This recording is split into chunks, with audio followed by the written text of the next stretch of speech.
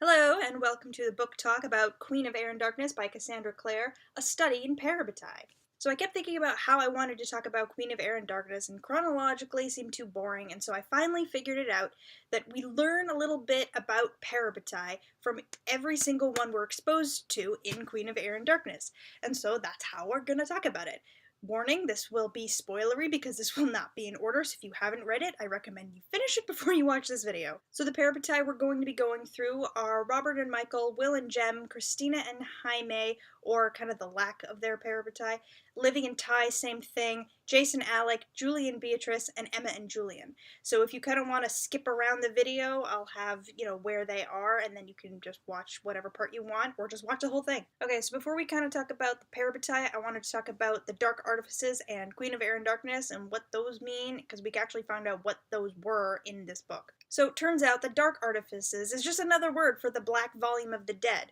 I really hope that this comes back up in the Eldest Curses or the Wicked Powers, because at first glance, the series name really didn't have the oomph we needed and the weave throughout. When you think about it, it's there. It's definitely there. Like, the Black Volume is where all of this started, with Malcolm trying to raise Annabelle, and then Malcolm getting it for the Unseelie King, and the Unseelie King wanted to use it for the Blight, which affected Book 2, and then that really came to fruition as part of the Unseelie King's plans, as well as the Cohort's plans. So I guess the effects of the Dark Artifice series are more indirect, which might be just a metaphor for the entire series, because it's about the enemy that's under your nose you really can't see right away. I really hope this comes back in Wicked Powers, or even goes to the Shadow Market, because it kind of leads back to Kit's heritage, because that's where this really all started, with the king wanting it for the first heir's powers. As Ash is a Seelie, the angel and demon blood is kind of the next best thing. We really didn't get to see too much of Ash as a character as we would have hoped. Like, how was the Blight created exactly? How was the portal created? What spells were used, and how does that affect him? We had an Ash point of view, so that definitely could have happened, but I guess we're just saving that for the Wicked Powers. The good news is the king is dead, and there's no more Dark Artifices. The portal's gone, and the Blight is gone, thanks to the Lake Lynn water, so yay! Okay, so now Queen of Air and Darkness. Queen of Air and Darkness, I guess, is just another name for Annabelle in the Thule world. And she really wasn't as present as she was in Lord of Shadows, or even in Lady Midnight, because the entire kind of plot line was the Guardian trying to get her to be reincarnated, even though we really didn't know it at the time. I guess they kind of had the same metaphoric thread, I guess, like she's kind of there in the background, kind of causing the problems that we're seeing face on. She's there, she's the reason that all this is happening, she's the reason we're all sad in the beginning, because she killed those people, she's the reason the Unseelie King is using the Black Book, and the reason that he got it from Malcolm. She's the reason that the cohort was able to grab the power and continue their fear manipulation. But more good news, ding dong, the queen is dead. So, Parabatai. I thought it was incredibly fascinating that we got the kind of the lore behind Parabatai, that it wasn't really given by the angel, which through the story of, like, Jonathan Shadowhunter, we kind of knew, like, it's in the codex, but we didn't exactly realize it, that the Parabatai rune is not in the Great Book. Like, that's fascinating, because it was created by Jonathan Shadowhunter, it was created by man and not by angel, meaning it has flaws. But I guess he was able to create the rune because he had Raziel's blood, just like Clary had Ethereal's blood, so she could create runes. But he was also part Nephilim, so even though it isn't heaven's power, it still has kind of the issues of man, because it's related to feelings, which men have but angels don't. And Parabatai power, as Jem tells us, comes from feelings. Like, the stronger connection means a stronger bond, a stronger power. And again, it's a strength as well as a weakness. That's what Valentine told Jace, and as we find out in Son at Dawn. Okay, so let's start on the Parabatai. The first one is Robert and Michael. Part 1, we are in Alicante. So Robert and Michael's theme is sad, sad, sad, and more sad. No, I'm kidding. So it's sadness, but it's also kind of reunion and maybe hope, because Robert and Michael, we see them at the funeral, we see his ghost standing near the pyre, and so the only thing we can really think of is them being reunited in the afterlife with that image, which is very much kind of the beginning of the book. In part 1 is we explore what it means to grieve and how people can find meaning in mourning, or meaning in death. It really makes you emotional. The entire first part was really emotional. Gia was like, oh, it's only family to Emma. And I'm like, excuse me, they're Parabatai, they're family. Drew not wanting to talk, Ty being drugged, Tavy not knowing what was going on at first, and then his reaction being like, oh, we can go save her, like we did with Mark. And Rafe and Max comforting him was just cuteness overload. So we do have some really cute family moments in amidst all this sadness. Alright, so the second parabatai is Will and Jem. So Jem's chat with Emma at the beginning kind of served to throw back to old tragedies and give us a little bit more of that hope, because as messed up as Will was in Jem's little story, and as tragic as Will and Jem's story was, here Jem still is, surviving and fighting beside Tessa and everyone else. It also kind of set up and kind of foreshadowed the tension between the parabatai when one of them is keeping an emotional secret, Julian's spell. So, like Will and Jem, this whole first part is sad and frustrating, and the frustrating part is the cohort. They are using fear to motivate laws and initiatives, and quick to blame their enemies, like people who are different. Oh god, what does this sound like? If you really are not seeing it, somebody actually says, what's your solution, Horace? Building a wall around Fairy? Haha, but his solution is actually to seal up the entrances to Fairy, and he almost does it. He's arresting children, they're putting the Silent Brother runes on them, and the worst part is they have to take the cohort for their word for it because we don't have the Soul Sword, so we don't have anybody corroborating with evidence or other facts. Can you say fake news? Zara is just really stupidly making up fairy stories, like the one about Kieran hurting Samantha really stung because everybody saw that he saved her, and then she was saying that, oh, yeah, fairies killed him, but they were probably aided by other downworlders, and even Manuel was shaking his head like, too far, Zara, like, don't push it. So Zara not holding Cortana correctly? Oh man, that irked me. Like, just bubbling hot rage. She cared more about showing it off on her hip than strapping that kind of sword to her back, which is the way it's supposed to be done, which just really showed her character really well. Like, she cares more about showing off than she does about actual success. As an aside, Cortana flying into Emma's hands at the end was so satisfying. Like, it's almost worth it being in enemy hands just to have it go back to her. So a little bit more about part 1, especially the time in Fairy. They were all fantastic scenes, and the writing was great. There were so many moving parts and moving storylines. Emma and Julian, Diego and Kieran, Mark and Cristina and the Blackthorns at the Institute. And somehow the cohort members weave their way through all of their stories, and they all end up in Fairy. Adon, Clace, Gemma, Cristina, the Seelie Queen, Ash, the King, all in one final battle. Totally epic, and it's really believable how it ends. The King is dead, Oban is king with the cohort allies, Adon is kidnapped by the Queen, Cristina and Clace escape with the heirloom. That in and of itself could have been a really great book 1, just the first part. So this is where we're going to get into the next parabatai, or the potential parabatai that could have been, Cristina and Jaime. And their theme is really all about trust. Because really what broke them down in the beginning when Cristina was in Mexico was her not being able to trust Jaime. And now they kind of maybe reconciled a little bit, even though we really didn't get a resolution as to why Jaime was saying drunkenly that he wanted to take the Institute for himself.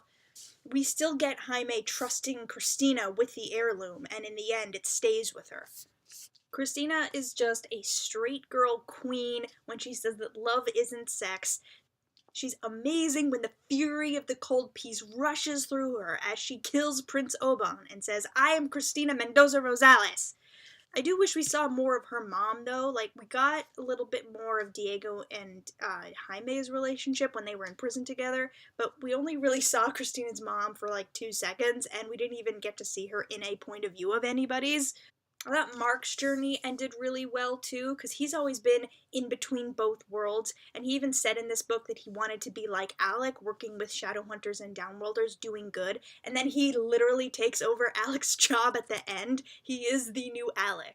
And I love how he asks Jules permission to leave, and then Jules gives it. It was a great contrast in Chapter 1 when Mark was not able to talk to Tavy, and then later in the Institute, Tavy needs Mark to go to sleep right before they leave for Fairy. And rounding out the trio, we have King Kieran.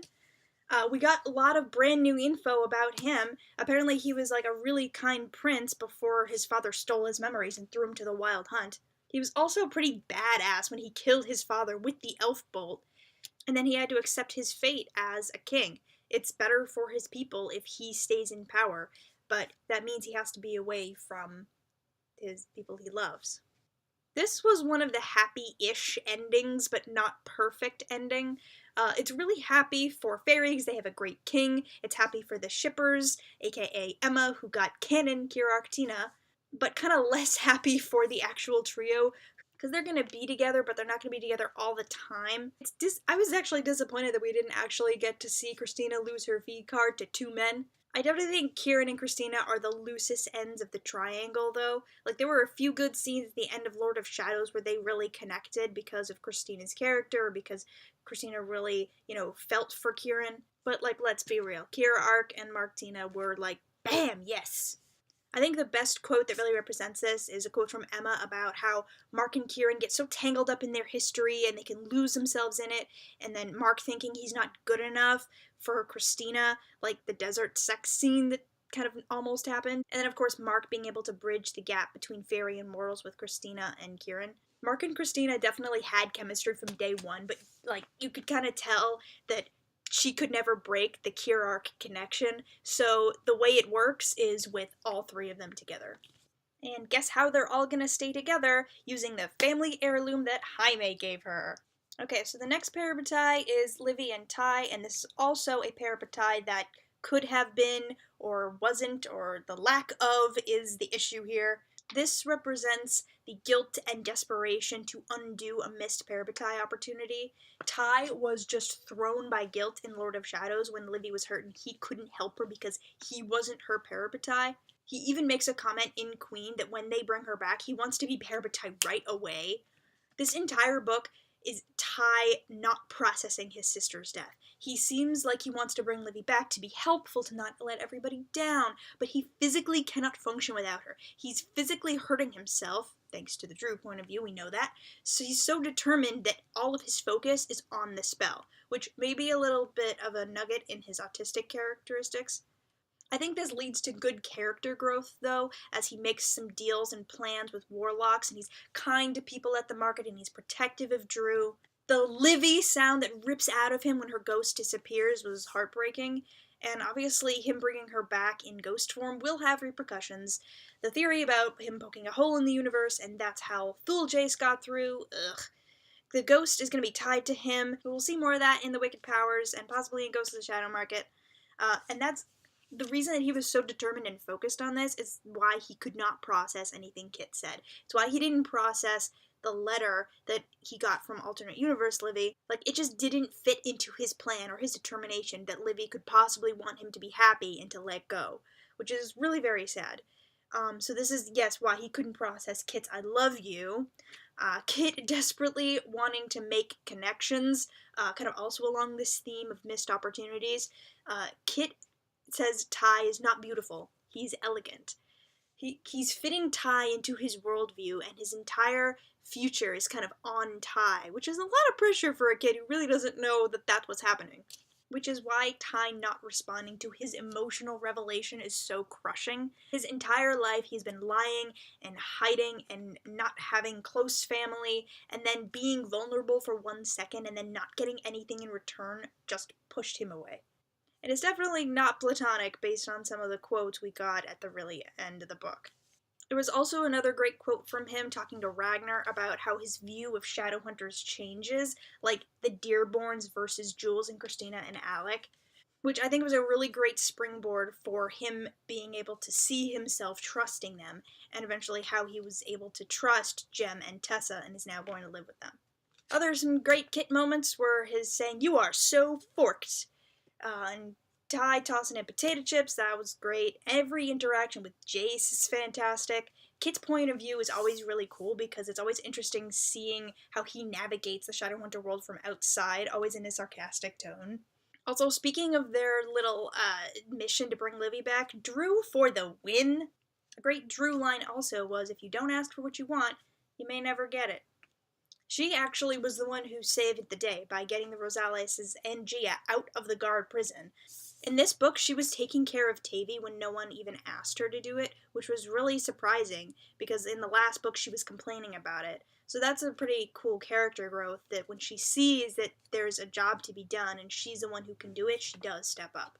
As a kind of random aside, Diana, also super badass in this book, cutting off Horace's arm, iconic. Her coming out to Gemma, even though they kind of already knew in Thule, but really, like, she made the decision to tell them in Alicante, so that was really great, and that was part of her wanting to bring the Shadowhunters into a new age, and her then telling Alec, and Alec's reaction was really a perfect example how, you know, at this time we really don't know as much as we should, but we will definitely learn and make an effort. Gwyn saying he loves her, and their teamwork throughout the entire thing. That was just one of the themes of teamwork in this book that was so great. Oh gosh, speaking of teamwork, the next Parabatai is Jace and Alec. So I think Jace and Alec are definitely the strongest example of Parabatai and the strongest presence other than Emma and Julian in this book. Note that Simon and Clary are not in this list, and that's fine because they had 6 books of their friendship, plus Tales from the Shadowhunter Academy, so that's fine. Like, Jace and Alec, if you want to have an idea of their kind of lack of Parabatai content, the word Parabatai was used twice in the early chapters of City of Bones, was not mentioned in City of Ashes, not mentioned in City of Glass, mentioned once in the very last chapter of City of Fallen Angels. Like, their Parabatai relationship really didn't get a front seat until really later in the series, and even in Ghosts of the Shadow Market and in Tales from the Shadowhunter Academy and through the little bonus stories, like, we really are getting it in the later series, like, I'm sorry. Okay, rant over. So, the Parabatai scene in the middle of Queen was super random, because it was a Jace point of view. Like, what is Jace doing with a point of view in the middle? And I thought the scene at first was kind of pointless, like, why are we seeing this? But I loved it. It was just a brief moment of Jace comforting Alec, comforting Magnus when he was sick, and it's a brief moment of support and hope, and specifically Parabatai support, which was really great. So now I want to kind of mention the connection to the other books, like the TMI point of views. We got a couple of Jace point of views, this random scene, and then a few in the battle at the end. Then we get one of Alec and one of Magnus at the end, for obvious reasons. But if we were kind of doing that, we could have had a Gem or Tessa point of view. Tessa was included in Thule, and the TMI were dead in Thule, so if that's how you're kind of balancing it and justifying it, sure. Some people were annoyed that the last few chapters were kind of just fan service for other books, but I disagree. Like, they were really a tie-up for the entire series, and also setting up the future. Another possible reason for Jace's random point of view in the middle of this book is because it was exploring kind of his feelings about Alec and Magnus, and that was kind of setting up for their wedding at the very end, because they both had point of views, and this wedding was like a big part of the end of the book. And it would be kind of weird if we just never had any real insight into their relationship in this book other than that. Because the Malik wedding was everything. I was surprised, but not surprised that it happened in this book. Like, I was surprised that it happened so quickly, that, because, you know, they were kind of setting it up to be like, oh, it's gonna have to be a long time, we're gonna have to wait forever. But I was not surprised because of how much Alec was pining away for this in The Land That I Lost, Goes to the Shadow Market. Like, 2 seconds after it's possible, yes, it happens. Jace and Katarina giving them away was all I ever wanted. The gold and the blue combination was beautiful. The ribbons, the blue ribbons, and the runes, like Mark and Helen had both the ribbon and the runes. It was awesome. Perfection. Alec being consul is also everything. Jace being a supportive Parabatai. Before Gia can even finish the question, I nominate Alec Lightwood. I nominate everybody vote for my Parabatai. And then Jace kind of doing the Spartacus thing when somebody calls Alec a pervert. Like, yes, I too am a pervert. What of it? So this kind of support and teamwork that we're seeing from this Parabatai is part of why Emma finally resolved to not go through with it, and by it, I mean severing all the Parabatai bonds, because she realized that love was a weakness, but also a strength. And there was even a quote where she said, I've seen too many Parabatai on the field to even think about getting rid of that power. Speaking of the battle, this is where we're going to plug in Julie and Beatriz. I know they're not like a really popular Parabatai pair, not really well known, but the biggest thing about them is really Julie dying. Like, that sounds sad, but that's what I'm going with. It's just kind of a reminder that not all Parabatai come out unscathed. Was wearing the runes of mourning at the very end at the party. It's just a representation of the reality of Shadowhunters, that we are warriors, and Parabatai are in battle all the time. And so rest in peace, John Cartwright and Julie Boval, who both died in the Dark Artifices series. You will be missed. Also, speaking of the battle, Julian making pancakes, announcing he is starting a war. Awesome! And he's just untying an apron like, yeah, I ran the Institute for 5 years. I know these people. It's all part of my plan. He's my man. And yet, as he's saying that, he's still looking for Emma's approval. And Emma's contribution to the War Council was her standing up on a table and yelling, "Shut up!" when the crowds got too rowdy. Parabatai support. Julian mentions this theme of teamwork at the War Council, and he mentions how they got the water from Lake Lynn. Like, shadowhunters found the cure, fairies helped us get it, fairies helped us distribute it, and we saved the warlocks. I was kind of hoping that this would come up later, like on the fields in battle, like, hey, these are our allies, look what we did, we were super awesome for curing the warlocks and stopping the blight, but they didn't mention it. Iconic teamwork still. Okay, so the last and probably the longest section of this video is going to be the Emma and Julian. They represent emotionally leaving and forbidden love. And basically the entire series is about them, so yeah. Let's start with Julian's spell. This was emotionally frustrating, and many people felt it went on for too long. But I think that's what made it a great device. Not only did we teach the lesson of, hey, people need emotions to make good decisions, but it also reinforced Julian's character traits. Like, everything that people loved or hated about Julian, it was taken away. His emotions, because that drives everything he does. His feelings and the reasons for what he did made him who he is, and it frustrated people who loved him because, like, our fave was gone, and Emma's reaction of, "You left me," is totally true. And of course it made people who were skeptical about him from the beginning make them go, okay, well, this version of Julian is worse, so maybe he wasn't so bad. Him killing Dane was one thing I did approve of him doing while under the curse. Like, he was being really sexually inappropriate with Drew. No, not happening. I did not approve of him lying to Emma. Like, rule number 1, don't lie to your Parabatai. And it was using his skills. He was using what he knows to manipulate Emma. Him not trusting his shadowhunter instincts was bad. Him not being emotionally present for his grieving family was bad. This curse lasted long enough for Julian himself to realize that he was wrong to want this, and that he didn't like himself without his heart. He needed his emotions to make good decisions, be a smart warrior and a strategist, and to help other people effectively. Ultimately, this is the message that Emma learns too, that love was a weakness, but it was also a strength. Okay, so let's talk about the ending and the giant Nephilim. Let me be objective about this. I had a hard time picturing this. I mean, it always seemed like they were being described as too powerful for what the situation presented. Like, they were headed towards the city, but it was a long time before they got there. Like, shouldn't they be able to take 2 steps and boom, they're there? Like, there was imminent danger, but the action was too slow. We kept getting reaction shots of the cohort screaming like chickens with their heads cut off, and Jace getting thrown away, but then recovering and talking about it, and it seemed like it went on for too long because it set up a state of suspense, and then they just slowly picked off the cohort and Horus and the Thule demon, yet that they were burning, and the burning gives you a sense of urgency, and yet the giants just stood and burned for so long to, yes, give suspense, but also kind of feel off. Most likely this was to give time for Drew to realize what was happening and then activate her rune and then reunite the family and then have a beautiful talk down. Which it really was beautiful. Drew and Tavy were leading the family lineup, which was beautiful. Ty actually admitting that Livvy was gone. Everyone in the family and the extended family saying what they learned from Jules and Emma and how they couldn't have survived without them, how they needed them to know this. There was a lot of, who will do this if you're gone? Who will do that? Tavy reaching up with his arms and say, "Carry me," was very reminiscent of Livvy's "Carry Me" flashback when she was dying. And speaking of flashbacks, the whole "it's happening again" when Emma was bleeding, Julian flashing back to Livvy, like, oh my god, it made me so sad. Like, she spared Zara twice, and then Zara gave her a cheap shot. Really? That had me crying as he begs Emma not to leave him, and she says she'd rather go than be separated. Just let us burn.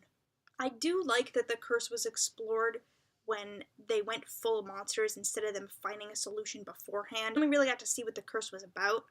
I definitely applaud the notion of trying to include the lore of the original Nephilim from the Bible and trying to tie that into Shadowhunter history and the time before when they were actually giant demons. So people with Parabatai survived that transformation, and twice they noticed that married couples who were Parabatai didn't survive and couldn't control it, so they destroyed that part of the history and wrote it into law. I do wish the explanation kind of lasted a little longer, or had maybe come up later, or something like that.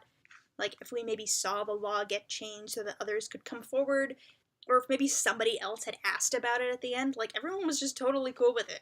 Which, another thing we really didn't get to see was people's reactions to Gemma. Like, oh, you guys are a couple now. Great. So, we're just not going to talk about that? Okay, cool. We could have had a little more with that, but, it's a very long book. It was weird because Parabatai is such a huge part of who they are that it was weird to accept that the solution to the bond is being completely gone. Like, it's not a hollow feeling, like the Parabatai bond is broken, like Will and Jem or something, but just kind of remembering what it used to be, and just feeling that it's not there anymore. The heavenly fire burned what was consuming them, as it was both of them, like it did with Jace's connection to Sebastian or Jem's addiction to demon poison. So, heavenly fire for the win! Okay, let's backtrack a little bit and talk about Thule. I really loved Thule. I love alternate universes. Now, this doesn't mean that I love the world of Thule, like, it sucked. Demons running amok, Blackthorns are dead, the Alec tragedy, Jace being evil and bonded with Sebastian, aka the worst part of TMI. The Institute is loyal to Sebastian, Maris gets executed, sweet Livvy doesn't trust anyone and had to watch her family die, Tessa's alone. Terrible, terrible world. But I really, really liked it. I liked that we stayed in Emma and Julian's point of view for a little while because it was a break from the constant switching, which I do love because I think it's a great tool for telling all different sides of the story that are all happening at once, as well as creating suspense. But I was definitely happy when we broke from the structure and switched it up a little bit. It might be why Thule felt long to some people because we stayed in their point of view for so long, but I think it was a really great way to get immersed in the world for a little bit and explore what Emma and Jules are really going through when they're in an isolated setting. And then, of course, they get to come out on top and get a win and then leave and then deal with more problems. Some more great things about Thule were Malcolm being turned into a demon, like a dog demon, and Annabelle having him on a leash. We get to see more of the real Cameron because we get a little bit about his backstory. He helped Julian take down Nightshade. He actually was evil, yes. Vindication for Jules. Cam respected Jules somewhat and he cared about doing the right thing and getting justice for victims. We got a happy ending for Cam at the end when he turned away from his family who stayed in their Alicante prison, because that really takes some strength. And it reflected in this Thule version of him who is essentially a spy. Cristina keeping the Mexico Institute going, go girl. The resistance itself is great because it gives us more of that hope. Like, even in a terrible world, we have people who still believe that we can come out on top. Like Divya and Maya and Bat, Cam and Livvy, Diana, who's out, Raphael, who's grudgingly helping, Raphael just being Raphael, detesting all the sentimentality of Magnus and his kid, who he was apparently named after. We see more hope because people actually have plans. Tessa has a plan to kill Sebastian with the sword through Julian and Emma, who are from another world. Annabelle wants to protect Ash. And then Livvy was able to send a letter to Ty to maybe give her closure and potentially him closure. Eventually. A really great line from Emma was her saying, "Ugh, this is awful. Not only are we in Darkened in this universe, but also we're huge on PDA. The other Darkened must hate us."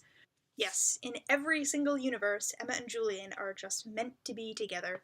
Let's talk about them and really their journey in Thule.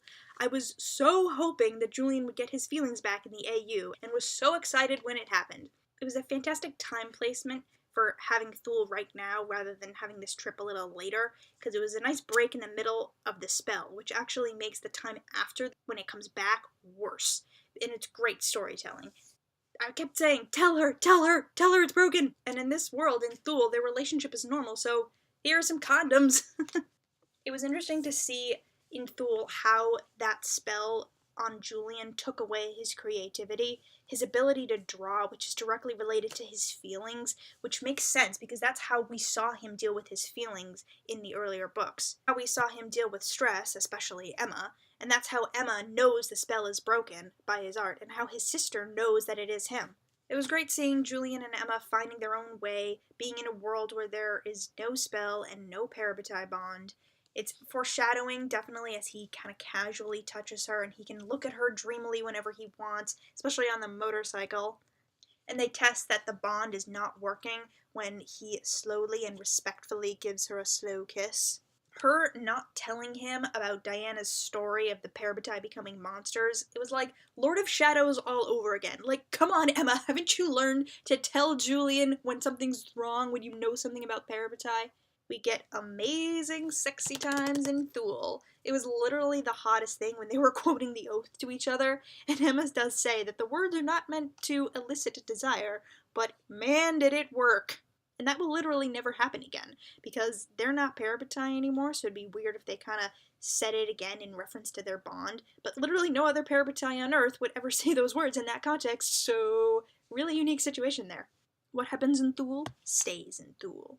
As long as you exist, I will love you. Ugh. And of course, the final battle with the entire Thule team at the Silent City with Tess's magic. Another great theme of teamwork. Definitely foreshadowing for Shadowhunter and Downworlder teamwork to defeat the corrupt Shadowhunters. Ooh, yeah. Emma killing Sebastian was lovely. Ash hurting his dad and then staying with Jace. It gives him a little more humanity despite being kidnapped and brainwashed by the king and his Thule dad. Julian killing Annabelle was also super satisfying because the entire spell and the first part of the book was him needing revenge and having that little ribbon of Livvy's dried blood on his wrist. Emma throwing the sword to him. Yes, the teamwork. It was also great symmetry because Emma killed Malcolm and now Julian killed Annabelle. Let's not talk about how Malcolm came back to life. So we have Thule symbolizing foreshadowing for the teamwork, for being emotionally vulnerable, but then getting over that and being happy, which really foreshadows Emma and Julian's entire journey. And of course, how they end up happy and together, finally. But of course, things are not perfect. Cameron gets locked in the Silent City, Tessa gets burned up, and Sebastian's dead, but Jace is still out there, evil Jace is still out there. As an aside, is that really necessary? Is that really where we want to take the story? I'm not really into it, but you know what, we'll see what happens. And along with this imperfect ending, let's talk about the cohort and the Clave in Exile ending. It seemed like a really, really stupid plan for the cohort to take over Alicante, but I think that the right decision was made by Consul Lightwood. Blood spilt would not be a really great way to go forward.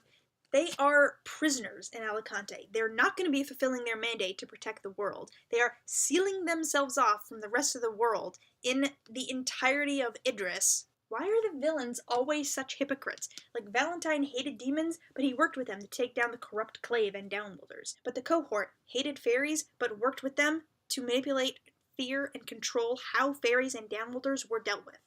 You know what, cohort? Fine. Stay in Alicante. You will be there, bored AF. We will be outside protecting the world and having parties on beaches. And that was Queen of Air and Darkness, a study in different Parabatai.